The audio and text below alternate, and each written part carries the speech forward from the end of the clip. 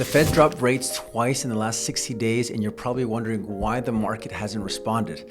Sellers feel locked in, buyers have to be more strategic, and time on market is going up. So, what does that mean for you this month in LA? Here's a scoop. Mortgage rates have eased into the low to mid 6% range recently. Lower than earlier this year, but still well above the pandemic lows. It's the biggest behavior shift since the frenzy days. And most homeowners don't realize how much rate math is driving today's pricing and supply.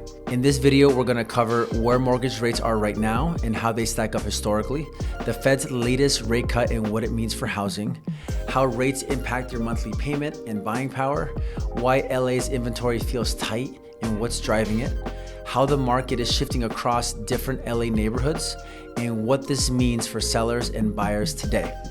I'm Paul Salazar, your LA real estate expert, and you're watching More Saturdays.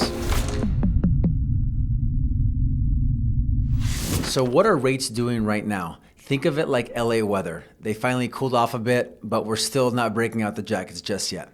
According to Freddie Mac, mortgage rates have been trending downward for several weeks, hovering in the low to mid sixes for a 30-year fixed.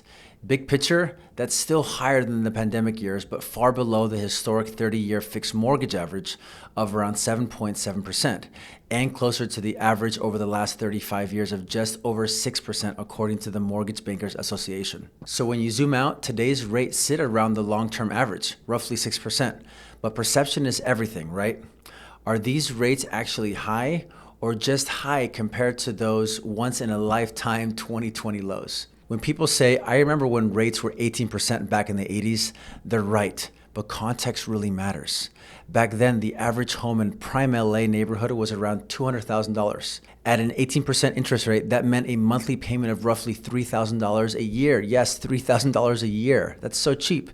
Fast forward to today, that same house is now worth about $4 million. At roughly 6% interest, the monthly payment comes out to about $24,000. And that isn't even calculating the increase in property taxes and insurance. So even though the loan is 20 times larger, the payment is only about 8 times higher. Over the past 3 decades, the average 30-year fixed mortgage rate has been around 6%. Those 2 to 3% rates we saw during the pandemic were the exception, not the norm. So today's 6% range is actually right around the historic average. But here's the catch. That average 6% still costs around $6,000 a month per $1 million borrowed before taxes and insurance. So even what we call normal rates carry a real impact for buyers in today's market. So what did the Fed just do, and why does it matter for housing?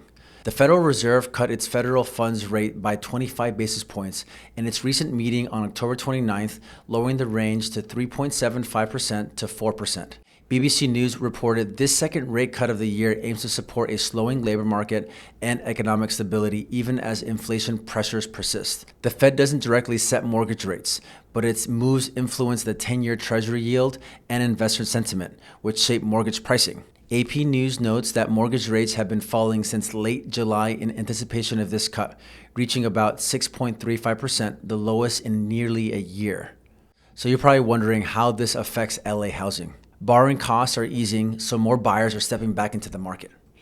Lower payments are giving buyers confidence to re-enter the hunt. But sellers benefit too. Softer rates mean more showings and stronger offers. And when you combine that with the typical fall momentum, we can see a burst of activity this November. So activity's picking up, but here's the thing. Even with a little rate relief, affordability is still the name of the game, which brings us to the real question. What does 6% mortgage mean for your wallet?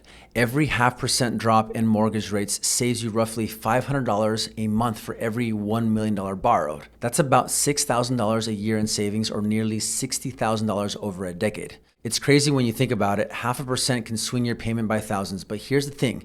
If lower rates help buyers, why hasn't that unlocked more listings? Let's talk about why inventory feels so tight right now.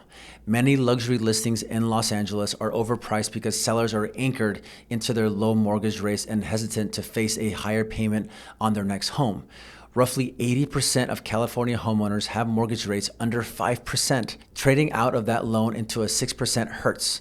So many stay put, keeping inventory tight across LA's core neighborhoods. And if you're a buyer struggling to find inventory, use the link below. We'll send you a free off-market list of homes available right now in Los Angeles.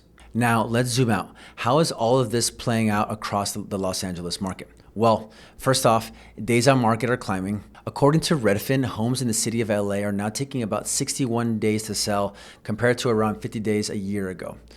Buyers are taking their time, running the numbers, and negotiating harder than before. Prices are holding, but they're not surging. We're still seeing steady year-over-year gains, but nothing like those in 2021 bidding wars. The market feels balanced, not frenzied.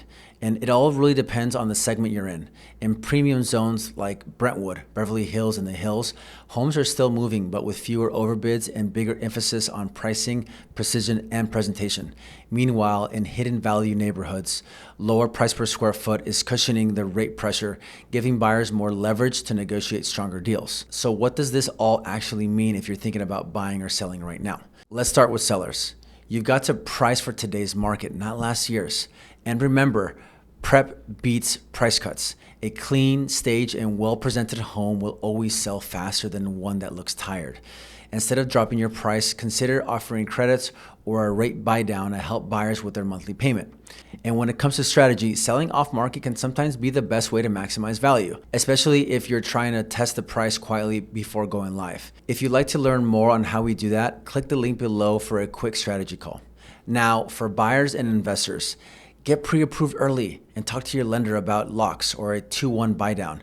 They can make a big difference in affordability.